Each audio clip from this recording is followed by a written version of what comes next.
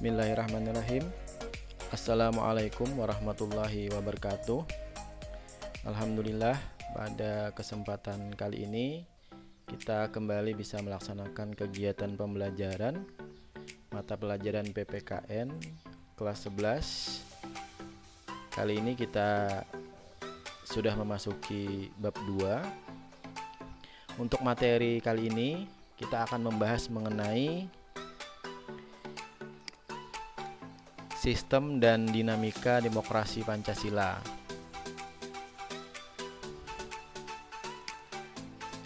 Baik, untuk kompetensi dasar kita yaitu mengkaji sistem dan dinamika demokrasi Pancasila sesuai dengan Undang-Undang Dasar Negara Republik Indonesia tahun 1945. Baik, sekarang coba kalian perhatikan ketiga gambar berikut ini. Nah,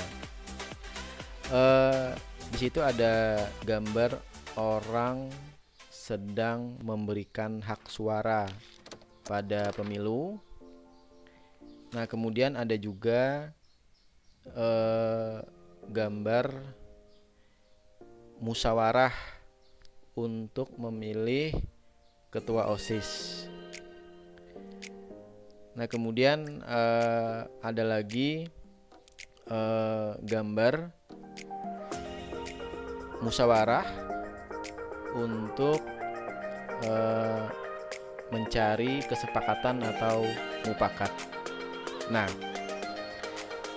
ketiga gambar tersebut merupakan contoh perilaku demokrasi atau perilaku yang demokratis. Oke, sekarang apa itu demokrasi ya? Nah, kita mulai dari hakikat demokrasi. Yang pertama, pengertian atau makna demokrasi. Demokrasi berasal dari dua kata dalam bahasa Yunani, yaitu demos yang berarti rakyat dan kratos atau kratein yang berarti pemerintahan. Sehingga ya dapat diartikan bahwa demokrasi itu merupakan pemerintahan rakyat, atau dengan kata lain sebuah pemerintahan di mana pemegang kekuasaan tertinggi itu adalah rakyat.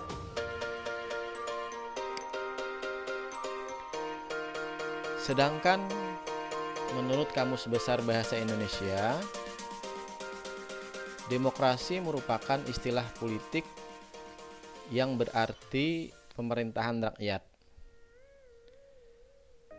Hal tersebut dapat diartikan bahwa dalam sebuah negara demokrasi, kekuasaan tertinggi itu berada di tangan rakyat dan dijalankan langsung oleh rakyat atau wakil-wakil yang mereka pilih di bawah sistem pemilihan yang bebas. Jadi kekuasaan rakyat tadi dijalankan oleh mereka yang dipilih oleh rakyat untuk mewakili rakyat gitu ya, melalui sebuah sistem pemilihan yang bebas dan adil. Kemudian salah satu pilar demokrasi ya, salah satu pilar demokrasi itu adalah prinsip trias politika. Pilar itu berarti penyangga ya. Nah, apa itu trias politika? Trias politika merupakan di mana kekuasaan dibagi menjadi 3 bagian ya, yang sering kita dengar. Ada namanya kekuasaan legislatif, ada namanya kekuasaan eksekutif, ada namanya kekuasaan yudikatif.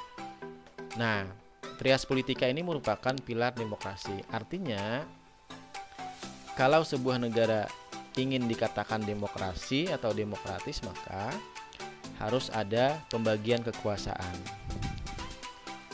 Nah, untuk diwujudkan dalam 3 jenis lembaga negara yang yang independen gitu ya, berada dalam peringkat yang sejajar satu sama lain. Artinya, ketiga lembaga tersebut, legislatif, eksekutif, dan yudikatif, dalam konteks negara demokrasi itu posisinya sejajar. Pengertian sejajar itu tidak ada yang lebih tinggi satu sama lain. Ya. Kenapa harus sejajar? Supaya masing-masing bisa menjalankan fungsinya masing-masing. Ya, dalam rangka menegakkan prinsip check and balance, ya, saling mengawasi, kemudian memiliki kekuasaan yang seimbang. Nah, ini penting gitu ya, supaya masing-masing punya fungsi kontrol satu sama lain. Menurut Abraham Lincoln, salah satu presiden Amerika Serikat gitu ya, demokrasi adalah suatu sistem pemerintahan dari rakyat, oleh rakyat, dan untuk rakyat. Maksudnya adalah rakyat dengan serta-merta mempunyai kebebasan untuk melakukan semua aktivitas kehidupan, termasuk aktivitas politik gitu ya, tanpa adanya tekanan dari pihak manapun. Karena pada hakikatnya yang berkuasa itu adalah rakyat. Nah, jadi demokrasi adalah sebuah sistem di mana pemerintahan itu berasal dari rakyat yang memilih gitu ya. Nah, dari rakyat gitu ya, oleh rakyat, artinya rakyat yang menentukan gitu ya siapa pemimpinnya, kemudian untuk rakyat. Jadi mereka yang terpilih itu harus bekerja untuk rakyat, karena rakyat yang memegang kekuasaan tertinggi. Demokrasi adalah pelembagaan dari kebebasan, ya. Jadi demokrasi itu adalah kebebasan yang kemudian melembaga gitu ya. Maksudnya kebebasan yang dimiliki rakyat itu diatur dan diarahkan oleh sebuah lembaga kekuasaan yang bersumber dari rakyat gitu ya. Kemudian dijalankan sendiri oleh rakyat, sehingga kebebasan yang mereka miliki dapat dilaksanakan secara bertanggung jawab dan tidak melanggar kebebasan yang dimiliki oleh orang lain gitu ya. Jadi dalam konteks negara demokrasi, kebebasan itu diberikan, tetapi kemudian ada aturan gitu ya. Jadi bukan bebas tanpa batas gitu ya. Karena pada hakikatnya hak seseorang itu terbatas. Apa yang membatasi? Yang membatasi hak seseorang adalah hak orang lain gitu ya. Nah, jadi demokrasi itu bukan berarti kebebasan tanpa aturan, justru demokrasi itu adalah kebebasan yang diatur oleh lembaga negara yang berwenang. Kemudian kita akan membahas mengenai macam-macam demokrasi, ya. Yang pertama berdasarkan titik berat perhatiannya. Berdasarkan titik berat perhatiannya, ini dibagi menjadi 3. Ada demokrasi formal, ada demokrasi material, ada demokrasi gabungan, ya. Demokrasi formal yaitu suatu demokrasi yang menjunjung tinggi persamaan dalam bidang politik, tanpa disertai upaya untuk mengurangi atau menghilangkan kesenjangan dalam bidang ekonomi. Nah, biasanya bentuk demokrasi formal ini dianut oleh negara-negara liberal gitu ya, negara-negara barat. Oke, jadi demokrasi formal itu konsentrasinya atau penekanannya itu ada pada kebebasan dalam bidang politik gitu ya. Nah, sementara dalam bidang ekonomi ini cenderung tidak diperhatikan, sehingga bisa menimbulkan kesenjangan di bidang ekonomi, ya, karena negara-negara liberal itu cenderung sistem ekonominya kapitalis gitu ya. Jadi sistem ekonomi kapitalis itu siapa yang punya modal, dialah yang menguasai ekonomi. Yang kedua, demokrasi material. yaitu demokrasi yang titik beratnya ada pada upaya menghilangkan perbedaan dalam bidang ekonomi. Sedangkan persamaan dalam bidang politik ini kurang diperhatikan, bahkan kadang-kadang dihilangkan gitu ya. Nah, demokrasi material ini cenderung dianut oleh negara-negara dengan ideologi komunis. Nah, jadi berbeda dengan demokrasi formal, demokrasi material ini lebih menekankan pada upaya menghilangkan kesenjangan di bidang ekonomi gitu ya. Jadi segala sesuatunya itu dikelola oleh negara gitu ya. Jadi rakyat tidak punya hak untuk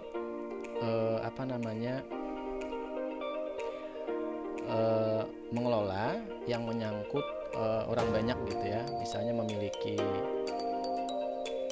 pabrik sendiri gitu ya, itu biasanya dikelola oleh negara. Jadi kepemilikan individu itu cenderung dibatasi gitu ya, dalam rangka menghilangkan perbedaan dalam bidang ekonomi. Pada demokrasi material itu hak-hak politik itu cenderung tidak diperhatikan atau bahkan dihilangkan gitu ya. Nah, yang ketiga adalah demokrasi gabungan, yaitu bentuk demokrasi yang mengambil kebaikan serta membuang keburukan dari bentuk demokrasi formal dan material gitu ya. Nah, ini biasanya dianut oleh negara-negara yang tidak terpengaruh oleh ideologi liberalisme maupun ideologi komunisme. Nah, biasanya negara ini disebut dengan negara non-blok gitu ya. Artinya tidak ikut blok barat, tidak ikut blok timur, tidak ikut ideologi liberal, tidak ikut ideologi komunis gitu ya. Demokrasi gabungan menggabungkan kebaikan dari kedua demokrasi di atas gitu ya, kemudian menghilangkan atau membuang keburukan dari bentuk demokrasi yang tadi sudah disampaikan. Kemudian berdasarkan ideologi gitu ya, ada dua. Tadi kita sudah menyinggung ideologi liberalisme dan komunisme gitu ya. Ada dua gitu ya, berdasarkan ideologi. Ada demokrasi konstitusional atau demokrasi liberal. Demokrasi ini didasarkan pada kebebasan individu ya. Ciri khas dari pemerintahan demokrasi konstitusional atau demokrasi liberal adalah kekuasaan pemerintahannya itu terbatas dan tidak diperkenankan banyak melakukan campur tangan dan bertindak sewenang-wenang terhadap rakyatnya. Jadi kekuasaan pemerintah itu dibatasi oleh konstitusi tadi atau undang-undang dasar ya. Jadi tidak bisa kemudian dalam konteks demokrasi liberal pemerintahnya itu atau pemegang kekuasaan itu sewenang-wenang gitu ya, karena dibatasi oleh konstitusi. Kemudian yang kedua adalah demokrasi rakyat atau demokrasi proletar gitu ya. Demokrasi ini didasarkan pada paham Marxisme dan komunisme. Dalam konteks demokrasi rakyat ini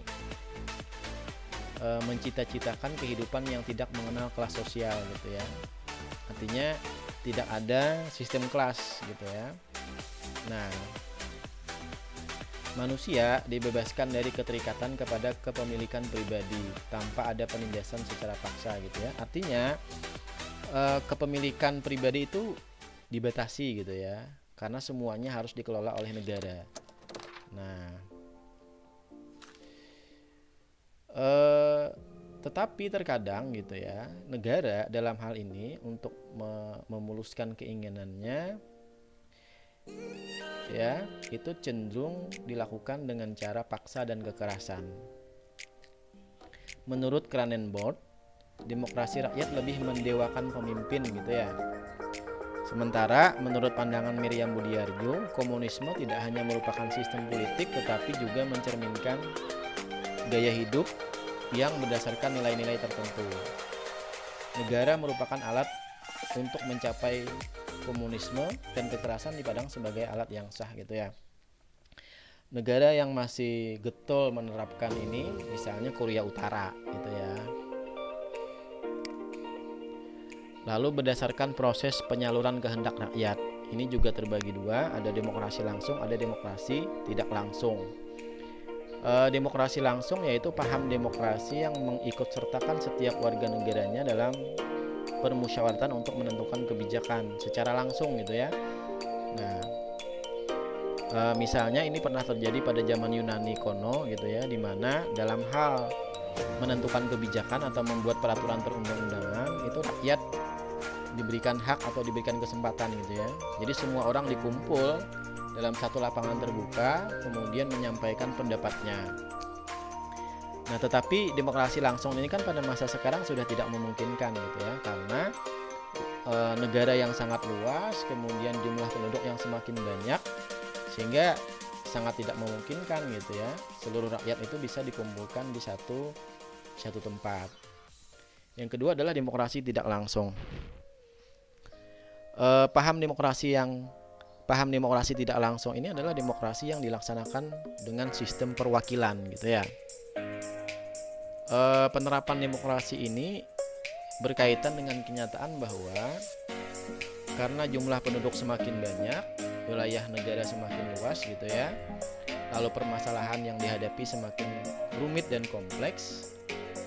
Nah, sehingga yang paling memungkinkan itu adalah demokrasi tidak langsung. Ya, jadi demokrasi tidak langsung ini di mana sejumlah rakyat itu menentukan atau memilih wakilnya gitu ya, sebagai penyambung lidah atau sebagai penyampai aspirasi mereka. Nah, demokrasi tidak langsung atau demokrasi perwakilan ini biasanya dilaksanakan melalui sebuah sistem yang namanya pemilihan umum. Jadi lewat pemilihan umum itulah kemudian wakil rakyat itu terpilih. Nah, kemudian prinsip-prinsip demokrasi. Berbicara mengenai demokrasi, ini tidak lepas dari pembicaraan tentang kekuasaan rakyat. Seperti yang sudah disampaikan di awal bahwa demokrasi merupakan pemerintahan dari rakyat, oleh rakyat, dan untuk rakyat gitu ya. Secara eksplisit ditegaskan bahwa rakyatlah yang memegang kekuasaan sebenarnya.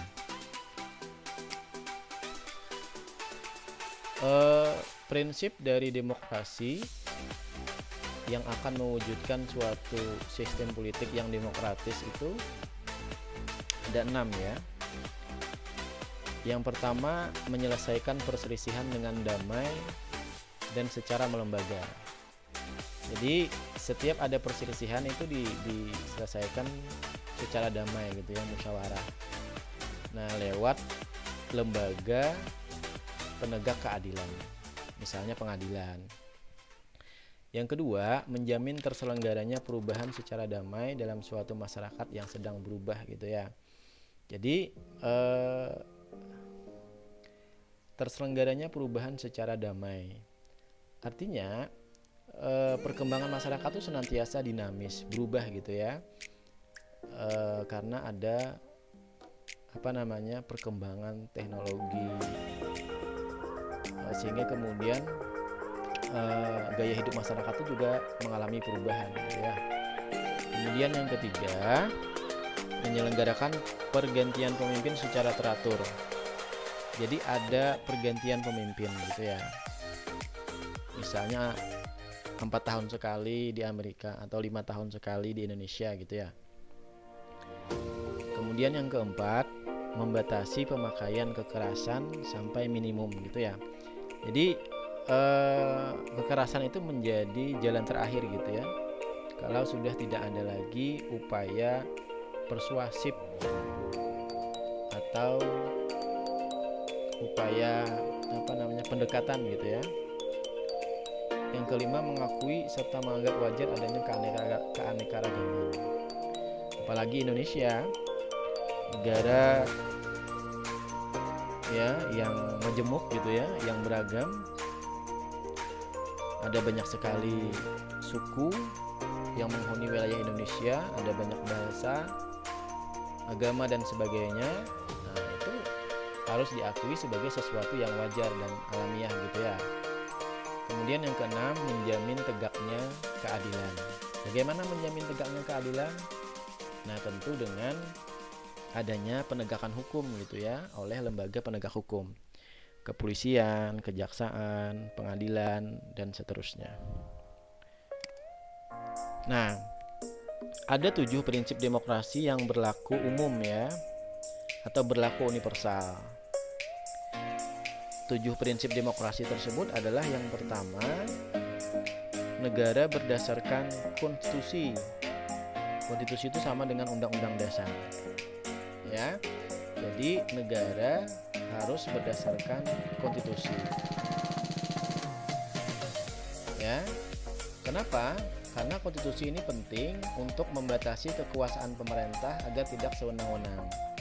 Jadi pemerintah dalam menjalankan tugas dan kewenangannya itu didasarkan pada konstitusi atau undang-undang dasar, sehingga tidak melenceng dari sana. Ya. Kemudian rakyat juga tidak dapat semena-mena dalam menggunakan hak dan pemenuhan kewajibannya. Ya, sehingga kemudian dapat terjaga keseimbangan dan keteraturan dalam sebuah negara karena ada peraturan perundang-undangan yang jelas gitu ya, mengatur, baik itu mengatur pemerintah maupun mengatur rakyat atau masyarakat. Yang kedua, harus ada jaminan perlindungan HAM, hak asasi manusia. Ya, HAM ini sesuatu yang dimiliki oleh manusia sejak lahir gitu ya, sebagai anugerah dari Tuhan Yang Maha Esa. HAM tidak dapat dicabut dan dihilangkan, bahkan oleh pemerintah sekalipun gitu ya. Oke. Jadi harus ada jaminan perlindungan hak asasi manusia. Ini salah satu 7 prinsip demokrasi. Kemudian yang ketiga, ada kebebasan berserikat dan mengutarakan pendapat gitu ya. Dalam prinsip demokrasi, setiap warga negara memiliki hak yang sama dalam berserikat. Berserikat itu maksudnya membuat perkumpulan gitu, atau semacam organisasi lah gitu ya. Ya. Dan itu diatur dalam undang-undang. Nah, melalui perserikatan tersebut, misalnya setiap individu dapat memperjuangkan hak-haknya dan melaksanakan kewajibannya sebagai seorang warga negara. Nah, walaupun terdapat kata kebebasan dalam berserikat gitu ya, dan mengutarakan pendapat, nah kebebasan di sini tidak mutlak. Artinya harus sesuai dengan koridor hukum. Ya, tidak boleh kemudian kebebasan yang justru itu melanggar hukum misalnya gitu ya, itu juga tidak dibenarkan. Kemudian yang keempat, pergantian kekuasaan secara berkala. Ya, di negara kita itu terdapat pemilihan umum atau pemilu 5 tahun sekali gitu ya, baik memilih presiden maupun memilih anggota DPR misalnya begitu.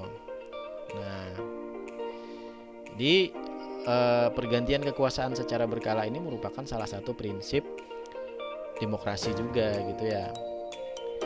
Nah, salah seorang ahli sejarah asal Inggris, Lord Acton, mengatakan, "Our tend to corrupt, but absolute power corrupt absolutely." Jadi manusia yang memiliki kekuasaan itu cenderung menyalahgunakan kekuasaannya.